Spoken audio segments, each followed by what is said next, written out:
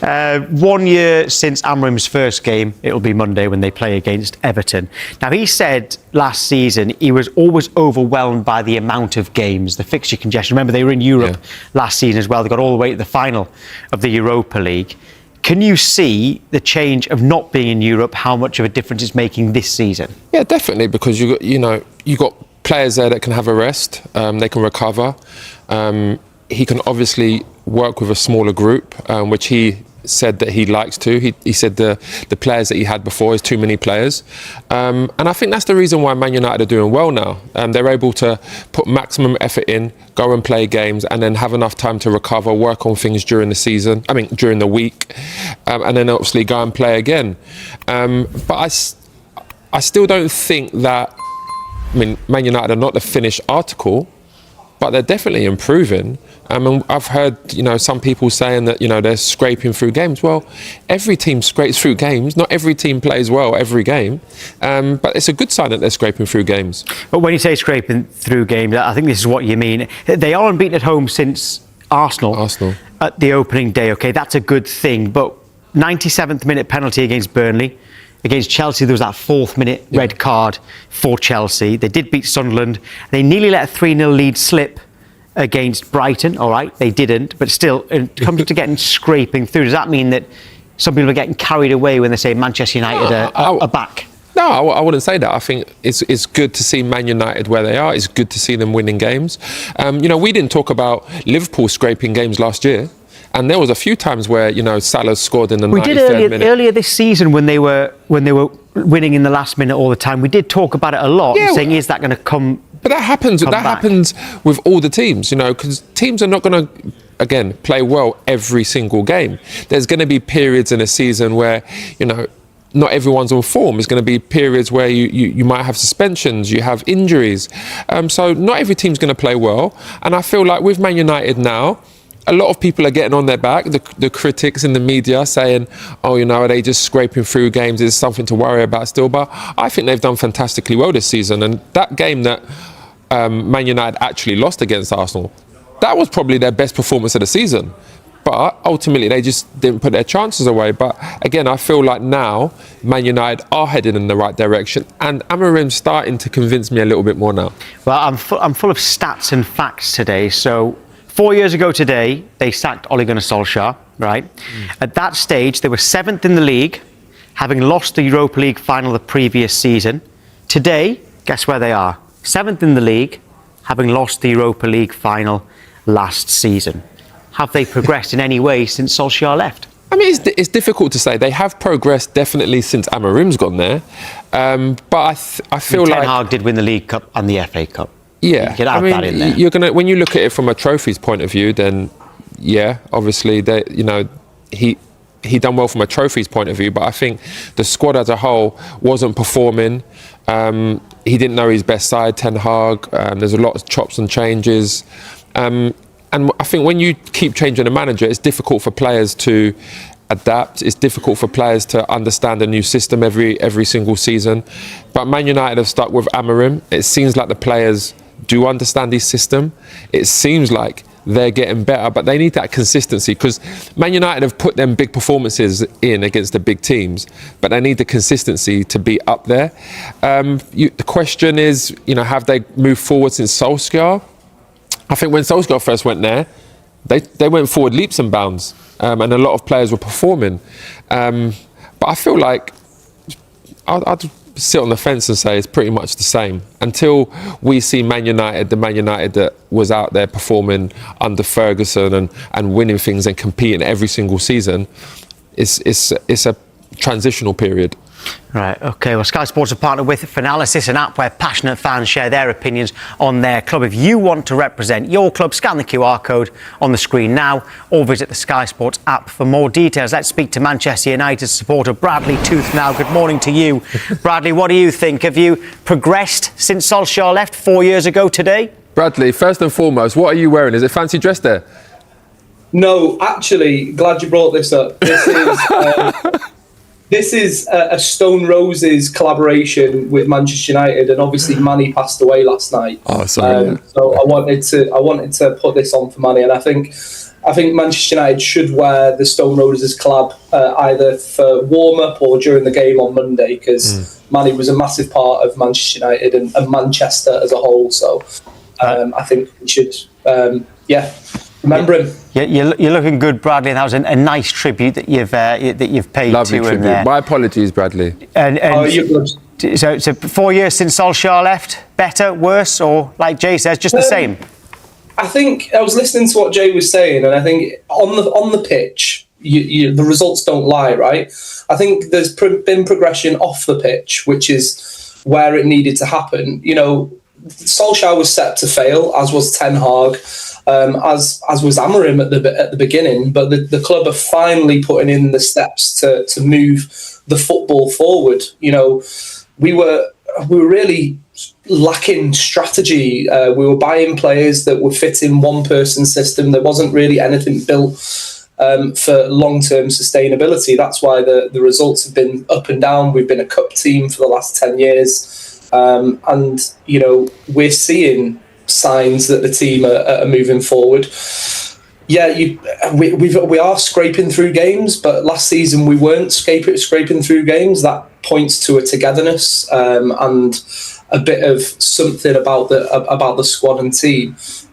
So yeah, we are progressing as a club from where we were with Solskjaer. Not that he wouldn't have done an incredible job with under Ratcliffe and what Amorim's got to work with now, because I won't have a bad word said about Ole Gunnar Solskjaer. Bradley, I feel like with Solskjaer, I think it's the same kind of situation that Arteta was in when he first went to Arsenal, like getting out some of the bad eggs, you know, trying to make that get that team spirit better, make everyone kind of read from the same hymn sheet.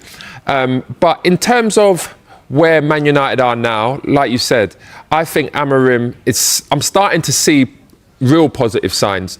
And I'm not interested in scraping through games. Every team will scrape through games at some point in the season. But until Man United are back to the Man United, you know, we all remember and love under Alex Ferguson, where they're competing every single year against the Arsenals, Liverpools, Man Cities, it's always going to be a transitional stage, because Man United are still one of the biggest teams in the world. And until Man United are performing to that level where they can compete, it's a transitional stage.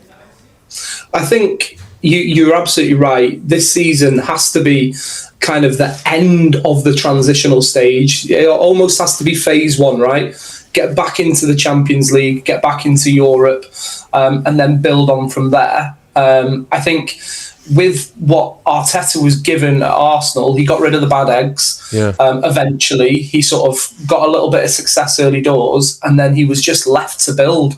You know, we can't have the same time that Arteta's been given for Amorim, because, I mean, we lose one game and we're front page news for a week. Nothing, doesn't matter what else happens in the world. Manchester United win, lose or draw, we're front page news. You know, so there isn't that time afforded to our managers. But if we can just stay calm from a leadership perspective, invest in the right areas, I think, you know, we definitely need to continue to invest in the squad. We will get there. You know, you have to have patience. Bradley, do you see Man United finishing in top four this season? I see us finishing in the European places. I see us finishing between fourth and fifth. I mean, to be honest, I completely agree with that. I said, after the first game of the season, when Man United play against Arsenal, I said, if Man United can replicate these kind of performances, they'll probably be in the top six.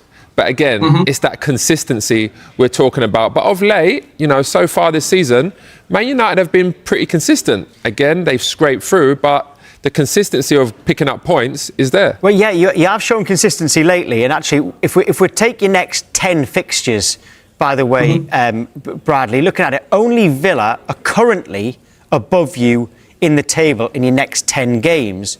So how important is this run in shaping your season, and for Ruben Amorim as well, because there were a lot of question marks over him, which have gone away certainly since the last international break?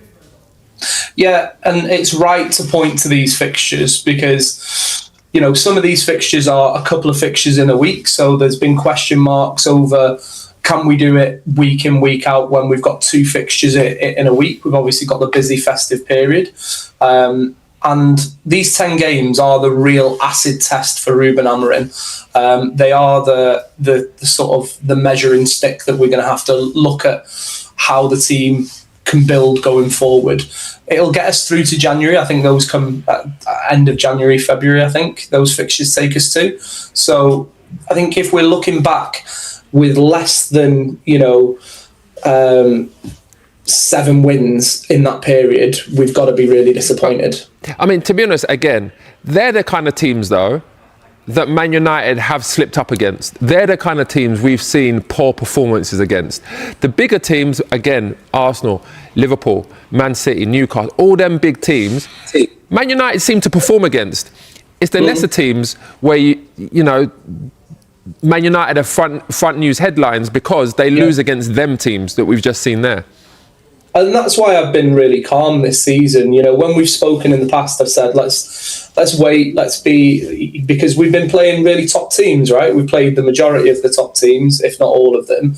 And there was always this period coming before we make, I would pass judgment. So I want to see what the next 10 games bring. I want to see strong performances. There's been, the Sunderland game was one of those games where we would have slipped up last year, where there's a central midfielder who can dictate the play and we just can't get hold of the ball. But, we won that game pretty comfortably. And there's been, yes, we scraped past Burnley, but I was at that game and we were unlucky not to be 3 or 4 up.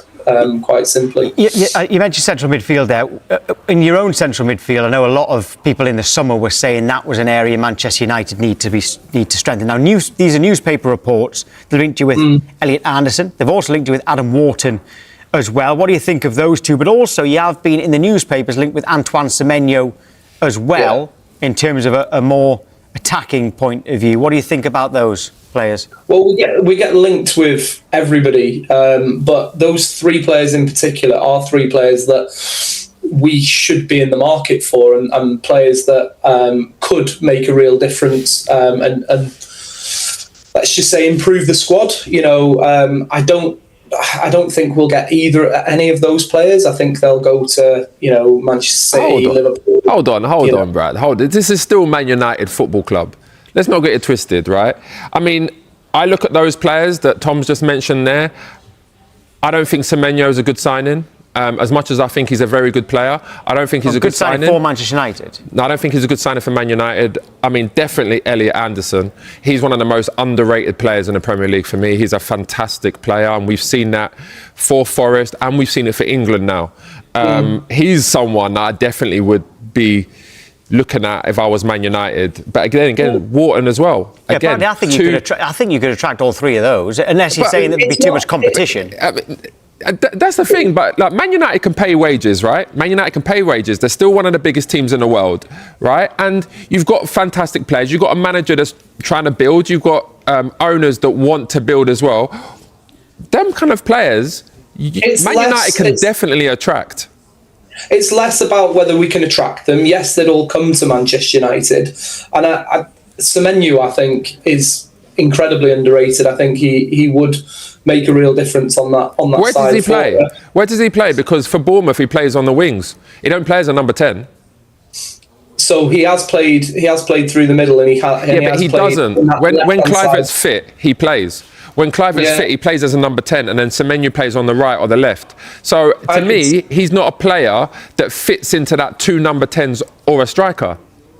I disagree, but I want to talk more about Elliot Anderson and Wharton, really, because those are the positions that we need. We need a central midfielder. Casemiro has been good this season, but you do need to replace that. I think Elliot Anderson would be the one I'd go for ahead of Wharton, just because I think there's a little bit more legs there, and I think Wharton is quite similar to other options that we have, and younger players that we've got in and around the squad. But Elliot Anderson, I think there's so much competition for that type of player. That's why I don't think we're going to end up with him. But I would 100% want to be in the conversation. Okay, and point taken. But back to Semenyo.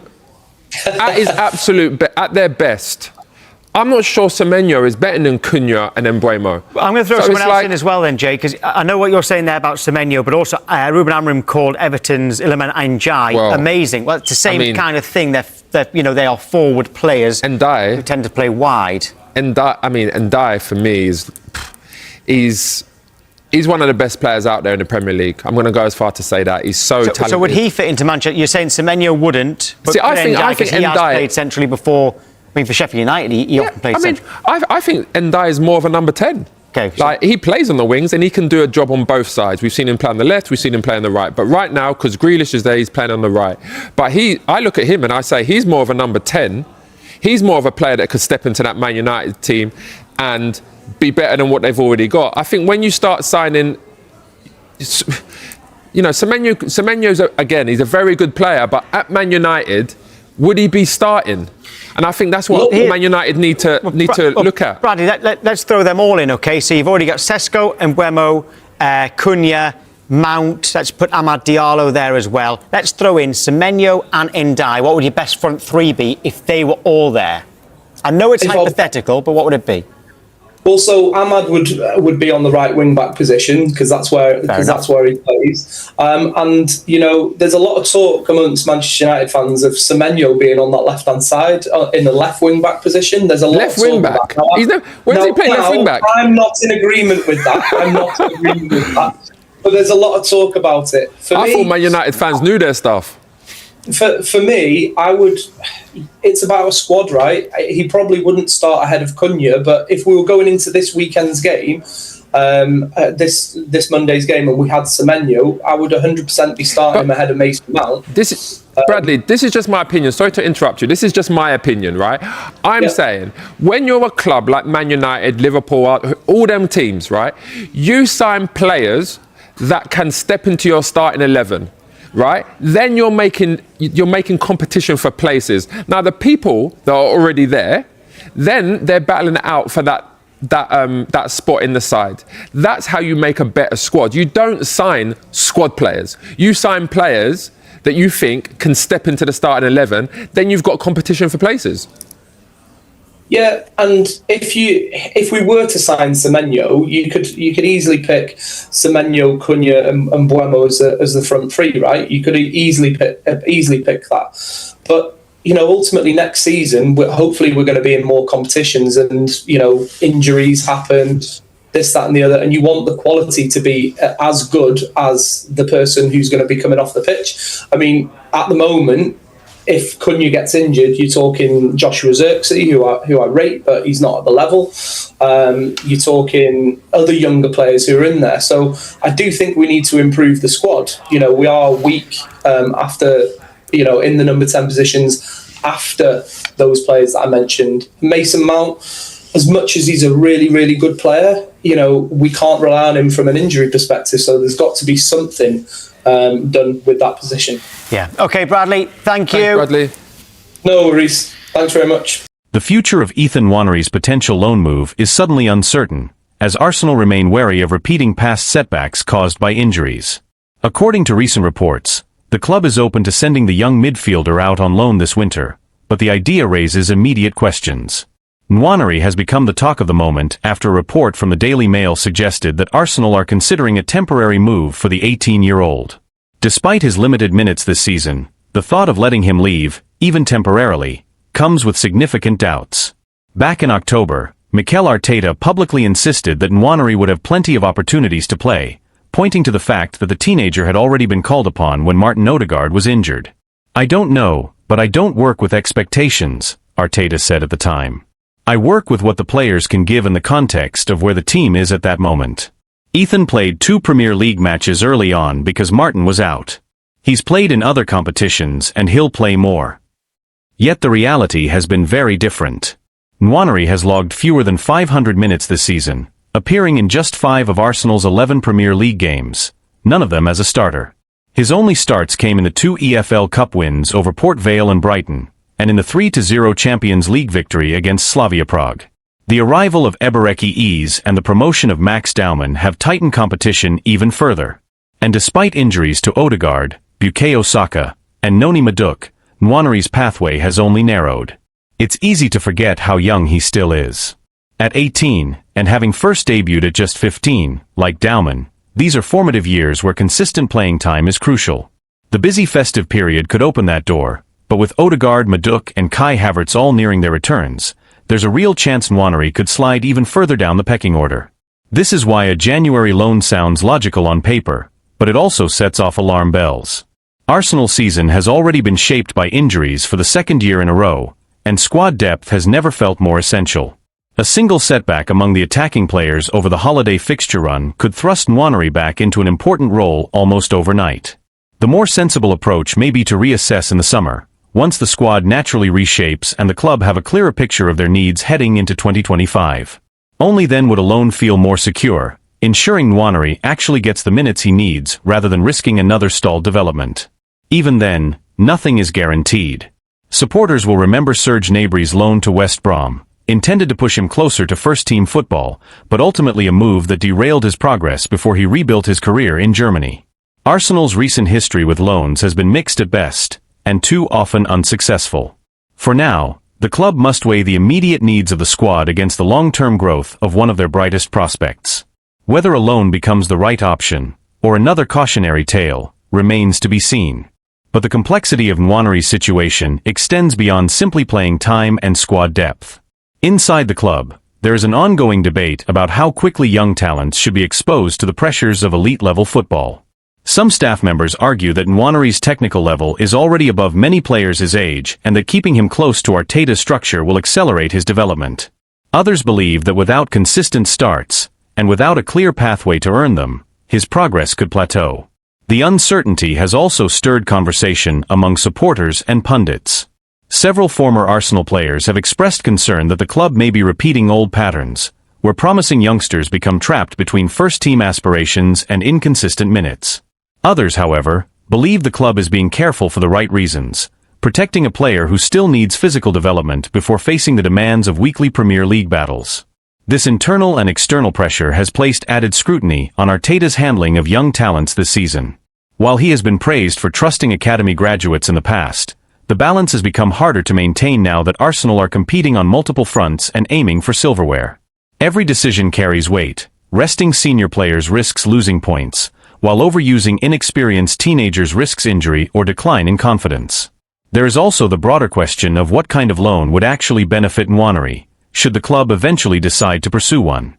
A move to a Premier League side fighting relegation could offer minutes, but expose him to a demanding environment that prioritizes survival over development. A championship loan, on the other hand, might provide consistent matches, but at the cost of adjusting to a more physical style that does not always align with Arsenal's tactical identity. European options have been mentioned as well, though not confirmed. The possibility of joining a club in the Netherlands or Germany, leagues known for nurturing young talent, has been discussed quietly among observers. Yet Arsenal are hesitant, given how unpredictable such moves can be and how often they fail to produce the expected results.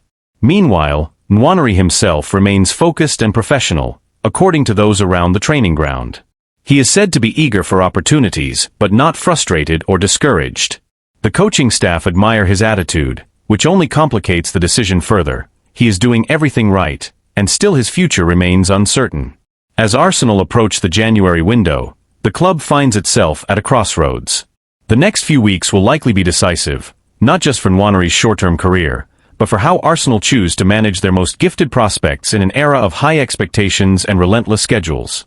Any decision made now will be examined closely, not only because of what it means for Nwaneri, but because it will signal how the club intends to balance ambition with development as they move into the next phase of Arteta's project. Arsenal now face a difficult setback. Piero Hincapié may have to step into the North London derby under less than ideal circumstances after Gabriel's injury blow. The club is hoping that Hincapié's long late return trip to North London won't affect his readiness to replace Gabriel against Tottenham, because losing the Brazilian for such a crucial match is a major hit to Mikel Arteta's plans. Arsenal have already been forced to cope with key absences at various stages of the season, but Gabriel missing the derby presents a challenge of a very different magnitude. Naturally, the focus shifts to who will fill the gap on the left side of Arsenal's defense, and for many, the most logical answer is Piero Hincapié. The summer signing impressed during his only start for the club so far, an outstanding display at left centre-back in the League Cup win over Brighton. That night, he partnered with Christian Mosquera, who is also an option for Arteta on Sunday. One possible configuration would see William Saliba move to the left, with Mosquera taking his place on the right, depending on how heavily Hincapié's international travel weighs on Arteta's decision. And that travel is far from insignificant. The Ecuadorian defender is currently away with his national team. He captained Ecuador during their 0-0 draw with Canada, helping secure the clean sheet.